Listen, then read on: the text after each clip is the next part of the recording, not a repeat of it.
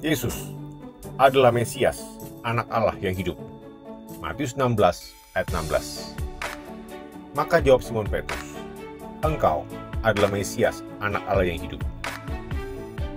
Injil ini dengan tepat sekali ditempatkan pertama sebagai pengantar perjanjian baru tentang Mesias, anak Allah yang hidup. Walaupun nama pengarang tidak disebutkan dalam nats Alkitab, saksian semua bapak gereja yang mula-mula sejak kira-kira tahun 130 Masehi menyatakan bahwa Injil ini ditulis oleh Matius, salah seorang murid Yesus.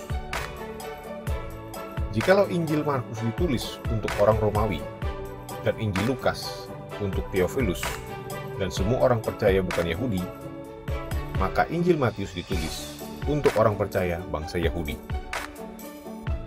Sekalipun demikian, Injil ini tidak semata-mata untuk orang Yahudi. Seperti amanat Yesus sendiri, Injil Matius pada hakikatnya ditujukan kepada seluruh gereja, serta menyatakan lingkup universal Injil. Tanggal dan tempat Injil ini berasal tidak dapat dipastikan.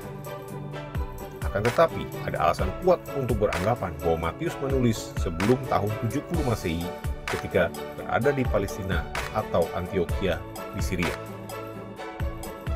Tujuan Matius menulis Injil ini, 1. Untuk memberikan kepada sidang pembacanya kisah seorang saksi mata mengenai kehidupan Yesus. 2.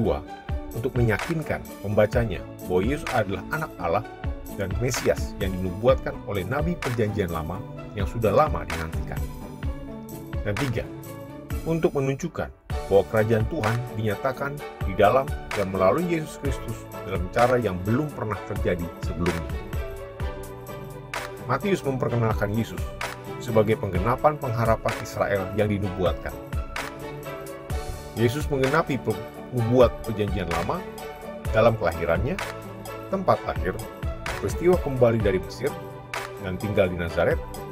Ia juga diperkenalkan sebagai oknum yang didahului oleh perintis jalan Sang Mesias dalam hubungan dengan lokasi utama dari pelayanannya di depan umum, pelayanan penyembuhannya, peranannya selaku hamba Tuhan, ajarannya dalam bentuk perumpamaan, peristiwa memasuki Yerusalem dengan jaya dan penangkapannya.